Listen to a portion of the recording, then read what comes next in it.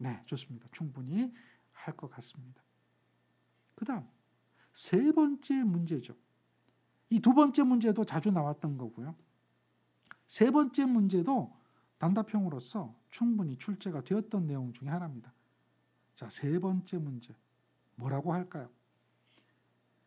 단선 결선도와 이항의 부하 집계표에 의해서 변압기 2의 적정 용량을 계산하라, 이런 이야기죠. 변압기 2의 적정 용량. 발전기 용량도 구하고 변압기 용량도 구하고 하는 것들이 시험 문제 많이 나왔어요. 지금은 부하 집계표만 완성했고요. 부하 집계표만 완성했고, 그리고 나서 그 다음 뭘 하라? 변압기 용량 구하래요. 변압기 용량은 지금 어떻게 되어 있죠? 그렇죠. 일반 동력하고 비상 동력하고 이렇게 되어 있죠. 그런데 조건이 있어요.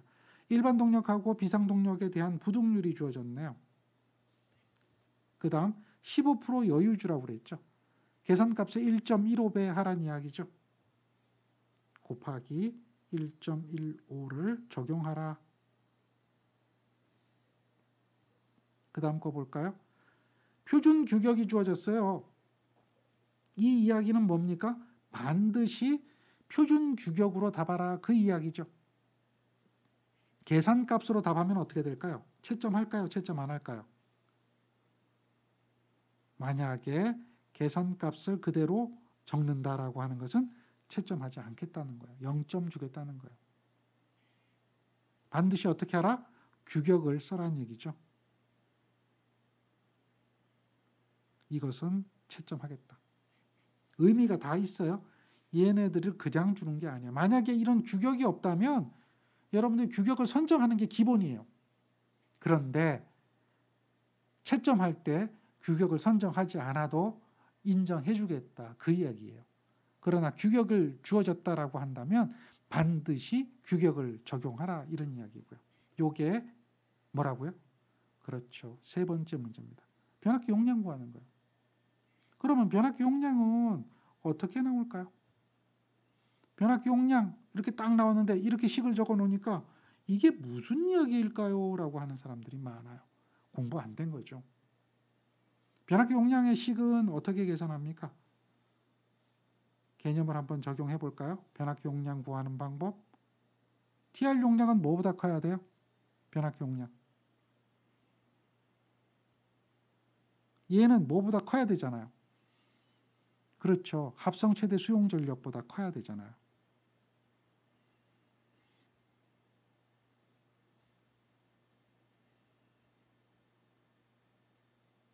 자, 합성 최대 수용 전력은 어떻게 계산하죠? 합성 최대 수용 전력은 부등률이 되겠죠. 원래 부등률 분해 이렇게 나오잖아요. 합성 최대 수용 전력이 나오는 것이 부등률에 의해서 나온 거니까요. 각계 최대 수용 전력이 합이죠. 각각의 최대 수용 전력인데 최대 수용 전력은 어떻게 돼요? 설비 용량 곱하기 뭐가 되죠? 수용률이 되겠죠. 이거예요. 그런데 단위가 만약에 이 설비 용량의 단위가 중요하죠.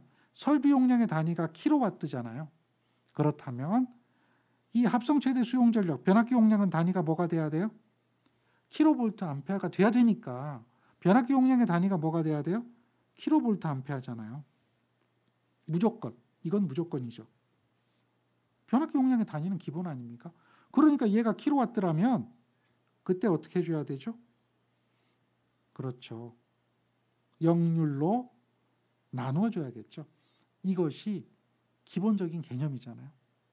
이 부등률에 대한 식을 기억하고 있어야 돼요. 부등률에 대한 식. 수용률, 부등률, 부하율. 항상 시험에 출제되는 문제죠. 따라서 설비 용량이 얼마인가 이걸 봐야죠. 이 변압기 용량을 구하려면 그 변압기에 걸려있는 설비 용량이 얼마인가. 우리가 설비 용량을 계산했잖아요. 어디서 계산했어요? 이 2번의 식에서 설비 용량을 계산했잖아요.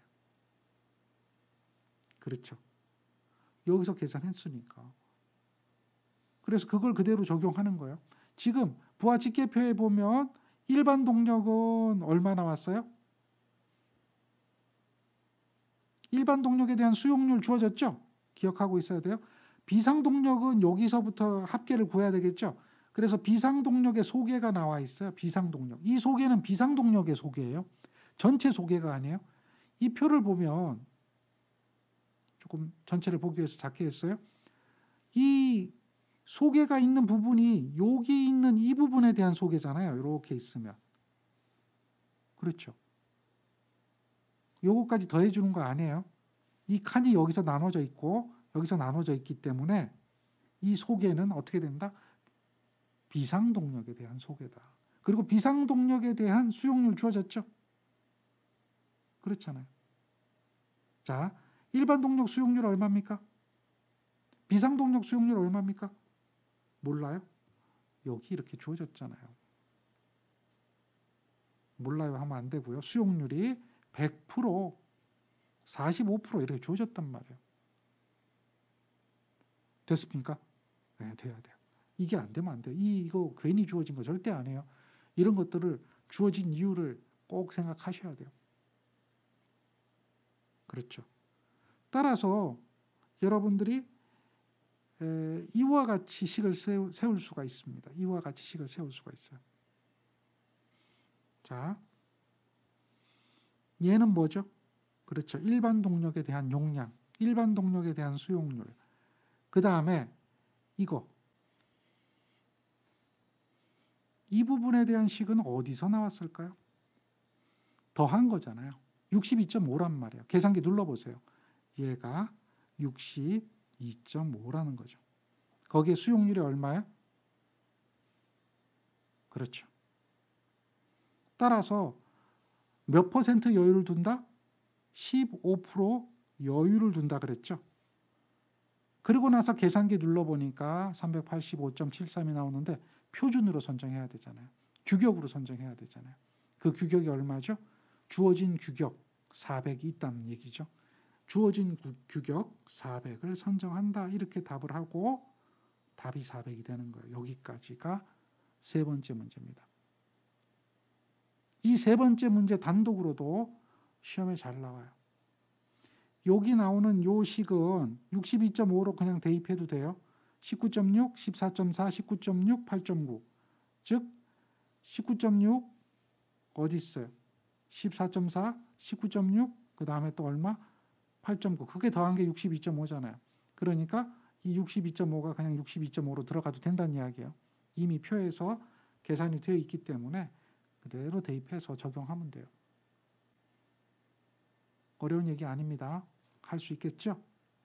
그 다음 한국전기설비 규정에서 여러분들 꼭 기억해야 되는 내용이 이 네 번째 항이에요.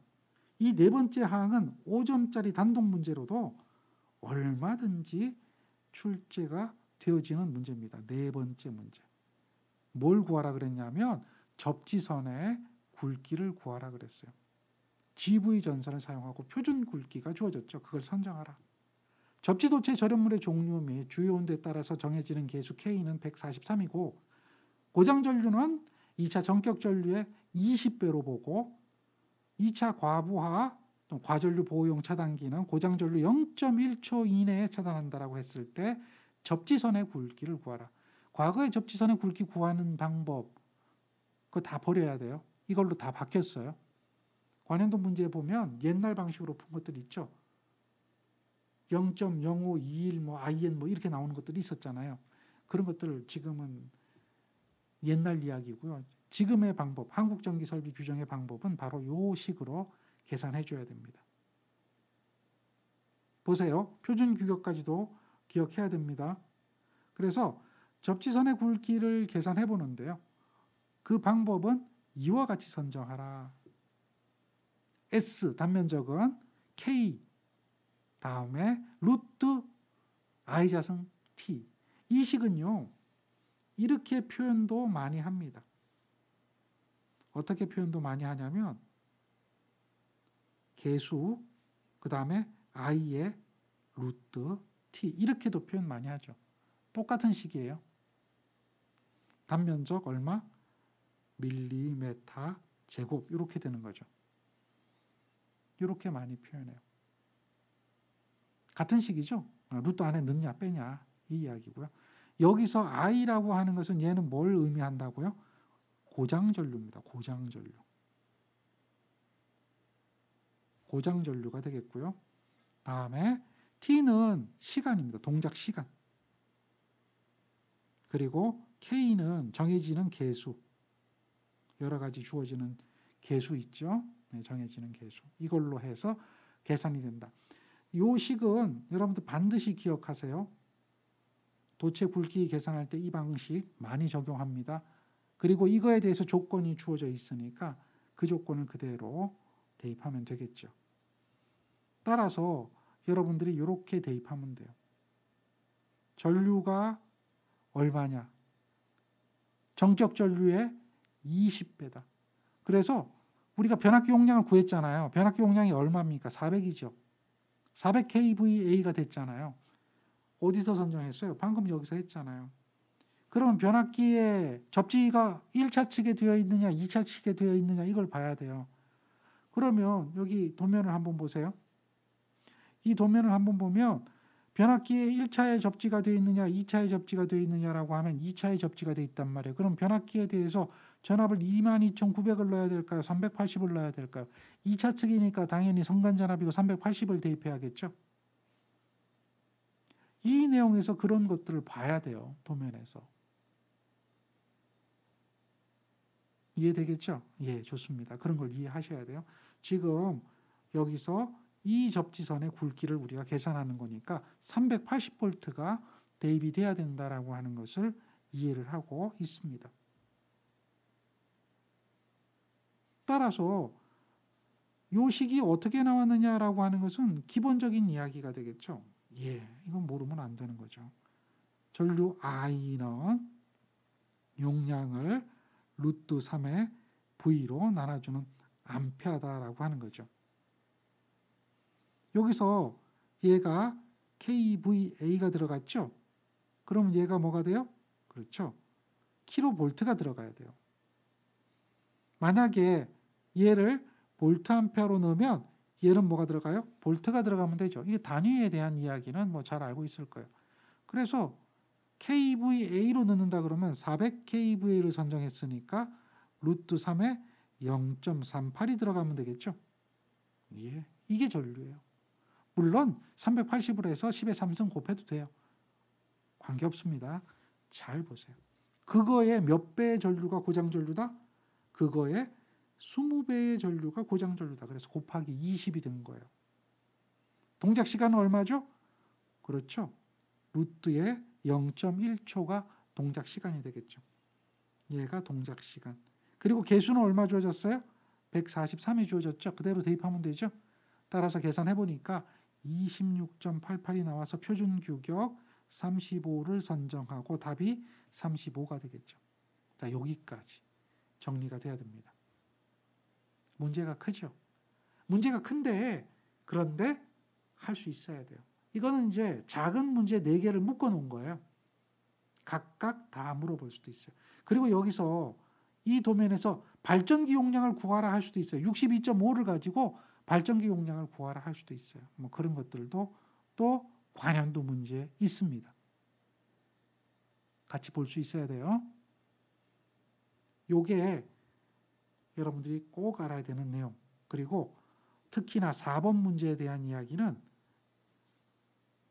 얼마든지 단독으로 출제가 되어질 수 있다라고 하는 겁니다. 정리하셔야 돼요. 그 다음 문제 살펴보겠습니다. 이거는 거저주는 문제죠. 회로 이론에서 배웠던 이야기, 비정연파에 관한 이야기, 그리고 비정연파에서 시력값 구하는 이야기, 각 파의 시력값의 제곱의 합의 제곱근이라고 하는 그 값을 구하는 이야기죠. 시력값의 제곱의 합의 제곱근이에요. 비정연파 시력값. 그리고 비정연파의 외형률. 기억하죠? 예, 그거 구하는 것까지도 생각을 해주면 되죠. 그리고 여기서 한 가지 더 나간다면 어떤 거예요? 제3고조파 시력값 제3고조파 시료전류를 구하라. 임피던스, 기본파 임피던스가 주어졌을 때 3고조파 임피던스로 환산하고 3고조파에 대한 시료전류를 구하라. 뭐 이런 것들. 제3고조파 시료값 구하는 것들. 이것도 할 수 있어야 되겠죠. 같이 관련지어서 생각하고요. 또한 더 생각해야 되는 게 있어요. 여기서 만약에 출제를 더 한다면 비정연파의 전력 구하는 방법이에요. 주파수가 같은 성분끼리 전력이 존재한다라고 하는 거 기억하죠? 그래서 기본파끼리 전력 구하고 다음 고조파끼리 전력 구해서 같은 고조파끼리예요. 그래서 그것을 합해주면 그게 비정연파 전력이 된다라고 하는 거죠. 이런 것들 회로 이론에서 공부했던 내용들 이것을 그대로 기억하고 있는 거예요. 그리고 그것을 출제한 거죠. 자, 보세요. 얼마입니까? 자, 시료값을 보라고 그랬죠. 최대값에 얘들이 최대값이잖아요.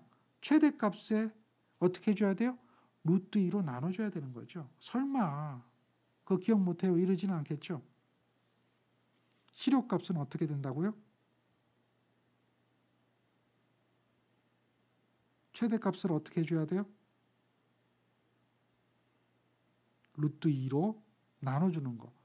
이거를 모르지는 않겠죠.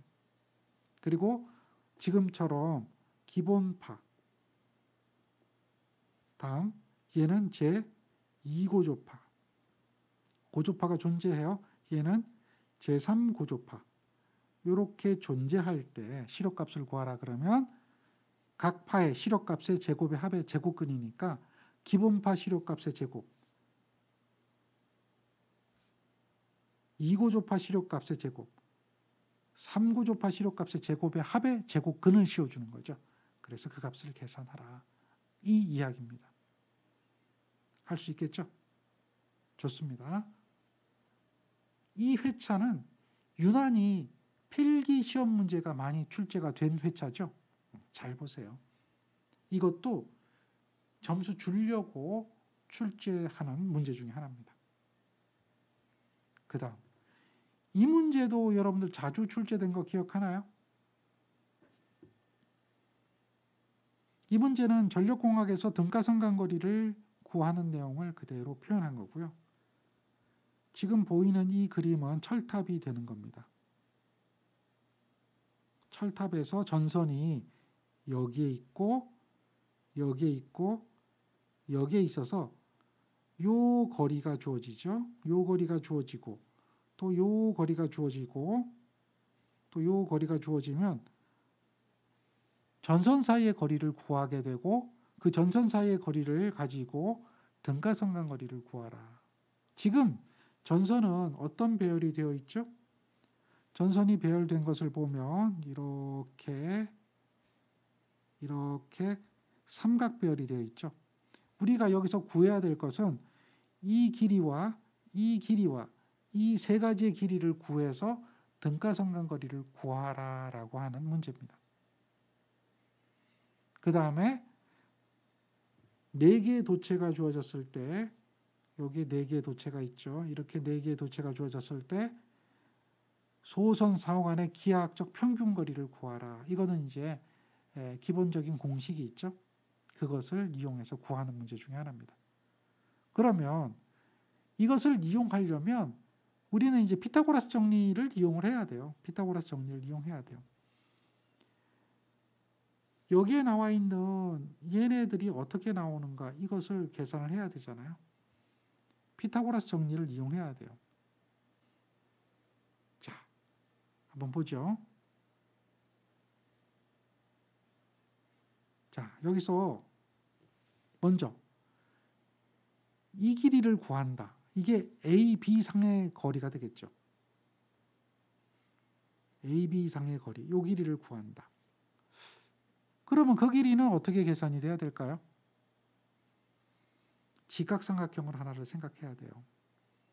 이렇게 해서 직각삼각형이 되는데 여기가 A가 있고 여기가 B가 있는 거예요. A, B가 있어요. 그러면 우리가 철탑이 이렇게 있는데 여기의 간격과 여기의 간격은 알고 있죠. 얼마로 되어 있냐면 요 길이는 6,700이 되어 있어요. 요 길이는 얼마가 되어 있냐면 7,300이 되어 있죠. 어디 그렇게 나와 있냐면 요것과 요것이죠. 그리고 요 높이가 나와 있는데 요 높이 요게 요거죠. 8,600이죠. 그래서 높이는 지금 얼마? 8,600이요. 그럼 요 길이는 얼마가 돼요? 7,300에서 6,700을 빼줘야겠죠. 그러면 요 길이는 얼마예요? 8,600이 있어요. 그것의 제곱에 피타고라스 정리니까 7,300에서 6,700을 빼준 것이 있으면 그것을 제곱해서 루트 씌워주는 거죠. 피타고라스 정리. 이렇게. 그게 어디와 어디 사이에? 그렇죠. 여기에 있는 이 A상과 여기에 있는 이 B상 사이에 거리를 구한 거죠. 등가성근거리 구하려면 이렇게 해줘야 돼요. 이해되죠?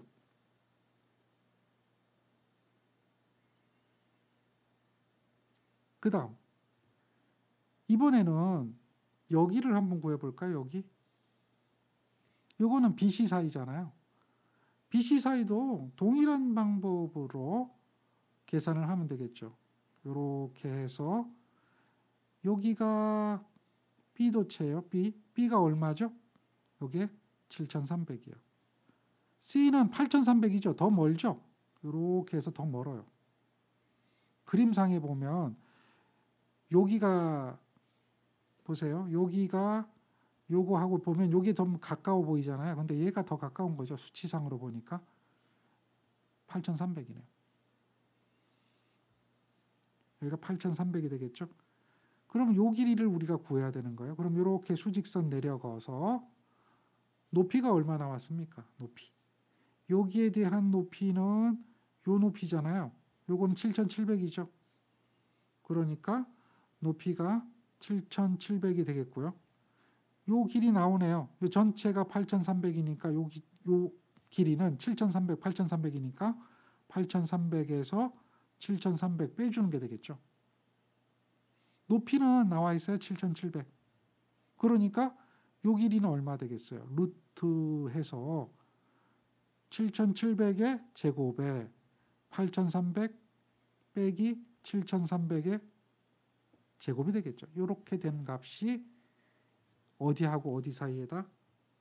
B하고 C 사이에다 나타나는 거리가 된다라고 하는 거죠. 이렇게 구하는 거예요.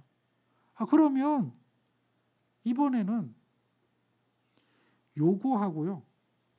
요거하고 구하자. 요 길이 구하자라고 하는 거죠. 그럼 여기서도 이렇게 직각삼각형 만들어 놓으면 되잖아요. 이렇게. 그러면 해결이 되는 거죠. 높이는 요게 높이가 되겠죠. 그리고 요거니까 요거하고 요거 그 두 개로 하면 되겠죠. 그러니 마찬가지로 해볼 수가 있어요. 이렇게 해서 여기하고 요 밑에가 있는데 여기 직각삼각형이 나와요. 이렇게 나오게 돼 있는데 이 높이는 어떻게 된다고요? 8,600에 더하기 7,700이 되는 거죠. 그리고 요 길이가 처음에 얼마 나왔어요? 6,700이 나와 있고 다음 여기는 이렇게 해서 요 전체 길이가 얼마가 나왔냐면 8,300이 나왔잖아요. 그렇죠. 그러면 요 길이는 얼마예요?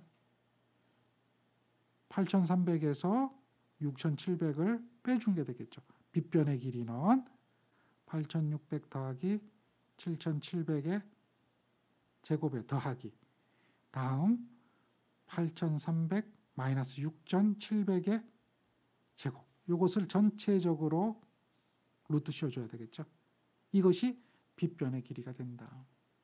이렇게 세 개의 길이를 계산하게 되는 거죠. 따라서 세 개의 길이를 계산하면 걔는 미리로 나온 거예요. 미리로. 메타로 환산하면 메타로 계산하면 되겠죠. 그런데 저는 이제 미리로 쭉 적었는데 이걸 1000으로 나눠주면 메타가 되겠죠. 근데 문제를 잠깐 보니까 제가 이걸 못 봤어요.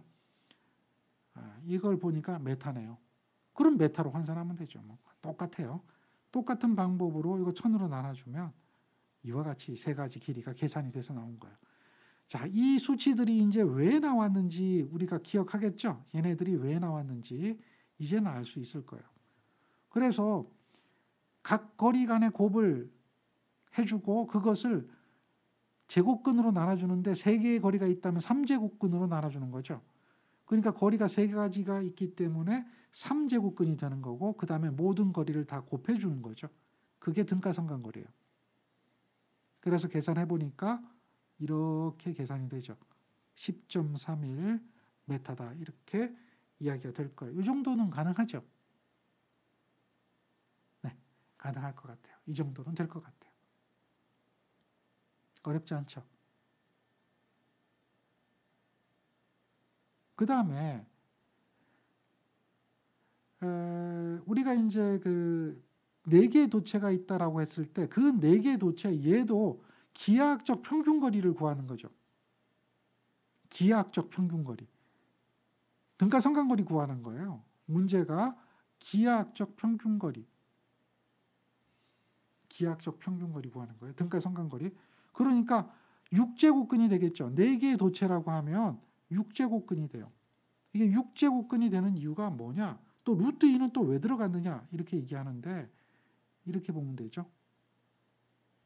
4개의 도체가 이렇게 있다라고 하면 여기하고 여기하고 여기 이렇게 있다면 여기가 D면 여기가 D면 이 대각선도 존재하죠. 그러면 대각선이 있으면 여기는 대각선이 어떻게 돼요? 1제곱 1제곱 루트 씌워주는 거니까 루트 2가 되잖아요. 그러니까 대각선이 루트 2배가 되는 거 기억할 겁니다. 따라서 거리가 6개가 나오는 거예요. D가 몇 개 있어요? 6개요. 루트 2가 몇 개 있어요? 2개 있죠. 이거거든요. 조금 더 풀어 써보면 이게 이해가 안 되면 풀어 써보면 이렇게 될 거예요.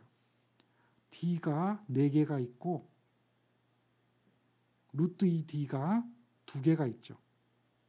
이거거든요. 총 거리가 몇 개예요? 6개잖아요. 전체 어떻게 해줘요? 6제곱근 씌워줘야 되겠죠. 얘가 기하학적 평균거리예요. 그러니까 여기서 잠깐 살펴보면 요거는 얼마예요? 제곱이 되니까 그냥 2가 되겠죠. 그리고 D가 몇 개 있어요? 6개 있죠. 요거는 벗겨지죠.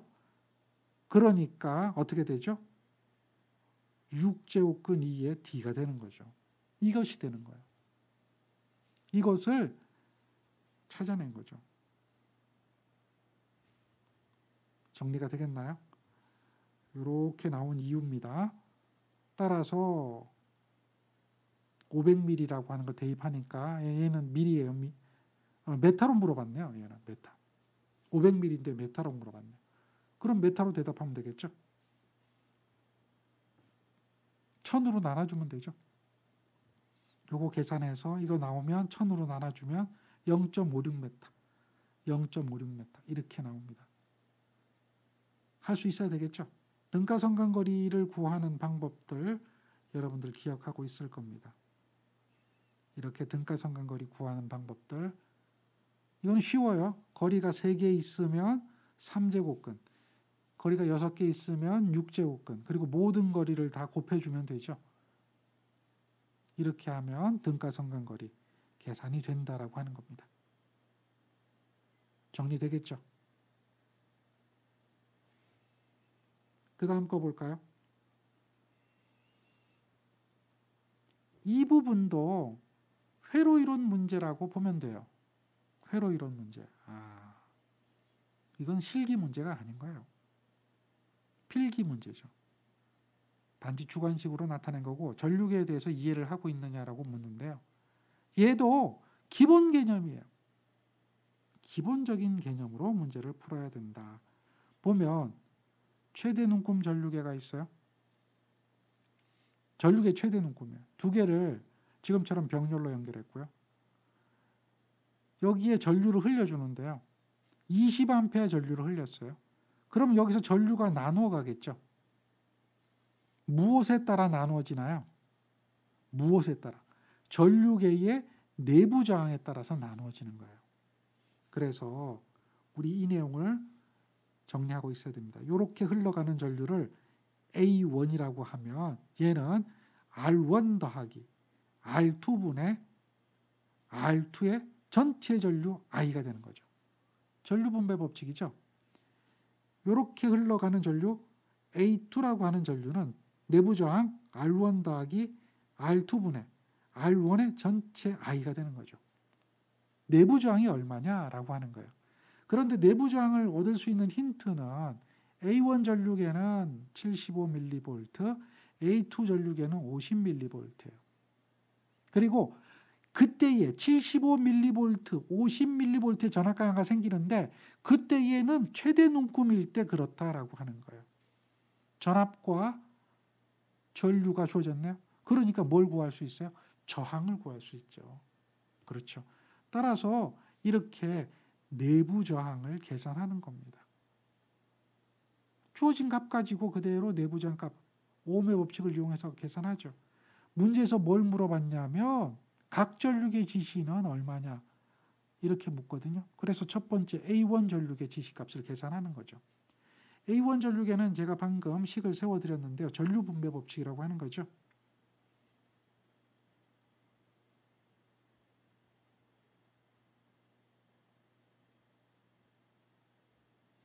앞에서 회로 이론에서 공부했던 내용들입니다. 저항값 계산했으니까 그대로 넣어주는 거예요. 요 저항값 더해주고요. 반비례하죠.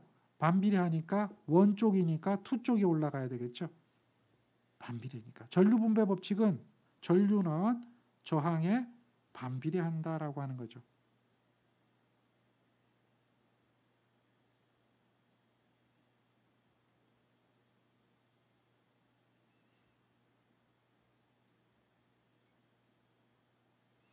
반비례해서 전류가 나누어서 흐른다. 뭐 이런 개념으로 보면 되니까요. 따라서 A1 전류를 계산을 하는 겁니다. A1 전류를 계산하면 8A가 나와요. 20A에서 8A를 빼버리면 12A가 우리가 구하는 두 번째 A2 전류계에 흐르는 전류가 되겠죠. 그렇죠. 너무 쉬운 거죠. 예. 쉬운 내용이 됩니다. 쉬운 내용이 됩니다. 이게 이제 전압 분배 법칙과 전류 분배 법칙에 관한 얘기인데요. 해볼 수가 있습니다. 다 설명을 하나씩 다 해드렸어요. 그러니까 참고해서 전압 분배 법칙과 전류 분배 법칙에 대한 설명을 같이 한번 봐주세요.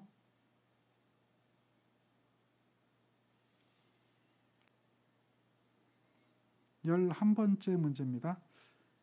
그림에서 B점의 차단기 용량을 100MVA로 제한하기 위한 한류 리액턴스의 크기는 하고 묻고 있죠. 한류 리액턴스의 크기를 구하라.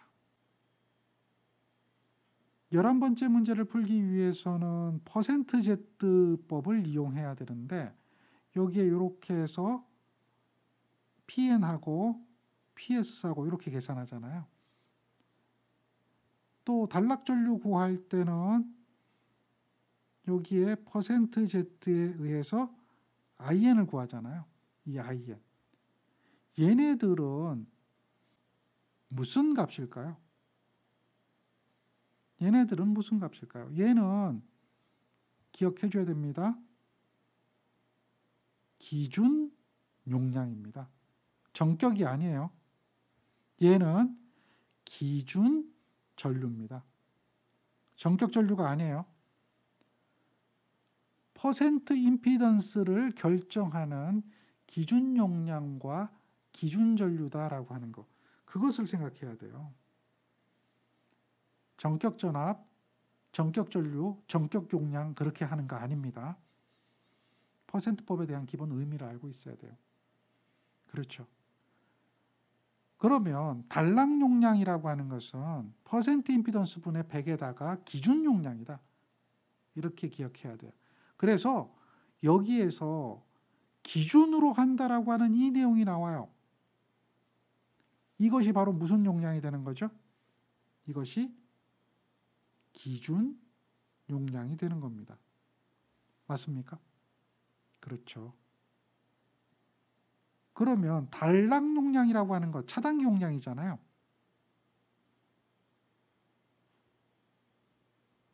얘가 지금 100이 주어졌죠. 그럼 이 점에 대한 단락 용량을 구하거든요. 여기에 대한 고장점이죠. 이걸 구하는 거예요. 그러면 퍼센트 임피던스는 요렇게 오는 전류, 고장 전류가 돼요. 요렇게 오는 고장 전류, 요렇게 오는 고장 전류가 다 차단기로 오기 때문에 세 개는 병렬이 되는 거고 그 하나는 직렬이 되겠죠. 그 하나의 직렬 연결된 요것을 뭐라고 하냐면 얘를 단락 전류 제한하는 한류 리액터라고 부르죠. 단락 전류를 제한하는 한류 리액터다. 그런데 여기 보세요. 얘는 15%, 얘는 15%, 얘는 15%인데 기준 용량이 다르죠. 얘가 기준이잖아요. 얘가 기준이잖아요. 두 개 비교하니까 몇 배 차이가 나요? 그렇죠. 2배 차이가 나잖아요. 기준 용량을 같게 만들어줘야 된다는 거예요. 퍼센트 임피던스는. 따라서 얘가 되려면 2배 커져야 되잖아요. 5000kVA가 10,000kV가 되려면 이게 10,000kVA가 되려면 2배 커져야 되잖아요. 15%가 아니라 얼마가 돼야 돼요? 30%가 돼야 되죠. 이게 환산이야. 같은 용량으로 환산하는 거죠. 비례하는 겁니다. 환산해 주는 거예요. 그러니까 30과 15와 15가 어떻게 연결되어 있어요? 병렬 연결되고 얘가 직렬 연결되죠. 자, 그런데 단락 용량이 100이고 기준 용량이 10이니까 퍼센트 임피던스는 얼마가 나와야 되느냐? 퍼센트 임피던스는 어떻게 계산하죠? 단락 용량분의 100에다가 기준 용량이다. 다시 말해서 단락 용량분의 기준 용량에 곱하기 100이다. 이런 이야기예요. 이해됩니까? 그렇죠. 그러면 단락 용량은 얼마라고요? 100이 되고요. 기준 용량은 얼마예요? 10이 되죠. 거기에 100배가 되니까 10배가 되는 거죠. 10%가 돼야지 된다. 이런 이야기가 되는 거예요. 10%가 돼야 된다. 따라서 여기에서 합성 퍼센트 임피던스를 구한 게 10%가 돼야 된다. 이 이야기가 되는 거죠. 어렵진 않죠. 그래서 합성 퍼센트 임피던스를 구하는 거죠. 합성 퍼센트 임피던스를 구하게 되면 병렬이잖아요. 세 개가 병렬이니까 하나는 30%네요. 합성 저항 구한 것처럼 하나는 15, 또 하나는 15죠. 그리고 한류 리액터 XL이라고 돼 있죠. XL. 그거 XL이라고 하죠. 이거가 된 게 얼마예요? 10이 돼야 된다. 여기서 뭘 계산하라? XL을 계산하라. 이 이야기가 되겠죠. 그러면 요거 다 계산한 다음에 10에서 빼주면 되네요. 네, 어렵진 않죠. 할 수 있겠나요? 예, 할 수 있습니다. 따라서 그러므로 XL이라고 하는 것은 10에서 빼기 이것이 되겠네요. 30분의 1, 15분의 1, 15분의 1 이렇게 계산하면 되겠네요. 그러니까 얼마 나온다? 4% 나온다. 따라서 답이 얼마가 돼요? 4%가 되겠죠. 어려운 거 아닙니다. 그 이야기를 설명하는 거예요. 간단하죠? 예. 항상 이렇게 문제 하나하나를 해결하면 돼요. 퍼센트 임피던스에 대한 개념을 알면 쉬울 거고요. 여기서 여러분한테 이제 같이 좀 설명을 해드리는 내용이 이렇게 들어 있습니다. 이게 뭐냐? 단락전류 억제 대책이라고 하는 게 있어요. 이거 한번 읽어보세요. 시험 문제 나오니까요. 단락전류를 계산하고 그 단락전류를 억제하는 방법이 어떤 것들이 있느냐? 이렇게 부연적으로 설명을 해드렸으니까 한번 살펴보시고 5가지 써라 그럴 수 있습니다. 그 다음에 여기에서 또 설명하고 있는 게 퍼센트 임피던스의 증명 과정을 설명하고 있죠. 이것도 한번 살펴보시고 기본적으로 알아야 될 내용들을 정리하고 있는 겁니다. 오늘의 마지막 문제가 될 것 같네요. 12번째 문제입니다. 12번째 문제는요. 삼상 배전선로의 말단에 배전선로 나오니까 전력공학이네요. 거의 실기의 전기 설비 설계에 관한 문제가 아니라 필기에 관한 내용들이 대부분을 차지하고 있죠. 네, 문제가 그래요. 그래서 필기를 간과하면 안 된다는 거죠. 이런 배전선로의 역률이 80%인데 삼상 집중부하가 있습니다. 변전소 인출구의 전압이 3300인 경우에 부하단의 전압을 3000 이하로 떨어뜨리지 않으려면, 이 얘기는 뭐예요? 전압 강하를 제한하는데 전압 강하가 300V 이상 발생하지 않도록 한다, 이런 이야기죠. 그러려면 부하 전력을 얼마로 해야 하는가? 전류에 따라서 전력이 바뀔 거 아니에요. 다시 말하면 전력에 따라서 전류가 바뀔 거 아니에요. 전류가 바뀐다면 전압 강하가 생길 거 아니에요. 그 전압 강하를 300V로 제한하는 거죠. 그때 부하 전력을 구하라. 그런데 전압 강하에 대한 기본식을 우리가 알고 있으면 돼요. 전압 강하 2는 어떻게 되죠? 삼상이니까 루트 3에 R 코사인 세타라고 해야 되겠죠? 플러스 X 사인 세타. 이렇게 되는 거잖아요. 그런데 요거를 대입한다는 얘기는 어떻게 돼요? P 루트 3 V 코사인 세타까지 집어넣어줘야 되겠죠. 그래야 킬로와트가 되는 거니까요. 대입하게 되면 이렇게 되죠. 루트 3에 P에 루트 3에 V에 코사인 세타 분해, 이렇게 될까요? 여기 R에다가 코사인 세타에다가 X에다가 사인 세타, 이렇게 되나요? 여기서 요 분의 1을 이렇게 넣는 거예요. 이렇게 넣는 거예요. 그러면 약분돼서 없어지잖아요. 여기는 코사인 분의 사인이 되잖아요. 그러니까 전압 강하는 어떻게 되죠? 나머지 적어보면 루트 3, 루트 3도 없어지니까 V가 남고 P가 남고 R 남고 X 남고 코사인 세타 분의 사인 세타, 이렇게 남죠. 얘가 전압 강하예요. 얘가 전압 강하예요. 이 전압 강하가 곧 요식인 거죠. 그 정도는 알고 있어야 돼요. 정리하고 있어야 돼요. 이와 같을 때 전압 강하가 300V가 되기 위한 P값을 구하라는 이야기죠. 전압 강하가 300V가 되기 위한 이 P값을 구하라. 300V가 되기 위한, 문제에서 그랬잖아요. 3300에서 3000 이하로 떨어뜨리지 않는다. 요거는 이렇게 보면 되죠. 이게 전압 강하잖아요. 수전단 전압이 얼마입니까? 지금 나와 있는 수전단 전압이 3000이죠. P는 모르고요. 저항이 얼마죠? 일선의 저항이 2거든요. 리액턴스 얼마죠? 1.8이거든요. 역률이 얼마죠? 코사인 0.8이면 사인은 얼마예요? 0.6이죠. 이렇게 돼 있다는 거예요. 됐나요? 여기서 여러분들 뭘 구하는 거죠? P값 구하는 거잖아요. 그럼 2항 하면 되겠죠? 2항. 2항이 안 된다면 어렵죠. 2항이 돼야 되겠죠. 반드시 2항이 돼야 될 거 아니에요. 요거 넘어가면 어떻게 돼요? 곱하기 될 거고, 요거 넘어가면 어떻게 돼요? 나누게 되겠죠. 어느 거예요? 가로가 넘어가는 거죠. 이 가로가. 그래서 계산해 보세요. 300 곱하기 3000. 다음 요거 넘어가면 나누기 되니까 나누기. 와트죠. 와트예요. 와트. 와트인데 킬로와트로 물어봤잖아요. 킬로와트가 돼야 되겠죠. 그러니까 1000으로 나눠준 거죠.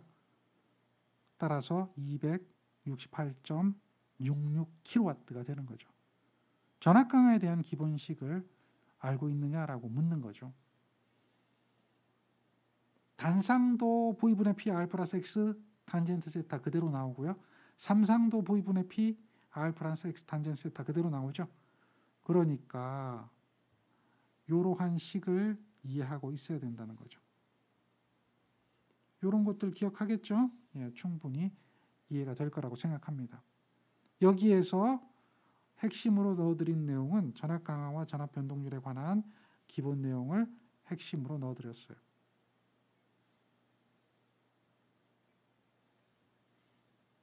할 수 있겠죠? 예. 정리해 보세요. 전압 변동률에 대한 것들도 시험에 나오고요. 여기에 이와 같이 넣어드린 내용들 잘 보세요. 이건 전압 강화율이죠. 곱하기 100이 돼 있죠. 전압 강화와 전압 강화율 이것도 구분해야 되고 전압 변동률 이것도 구분해야 되겠죠. 이런 것들을 잘 구분하세요. 그래야 공부가 됩니다. 정리해 주세요.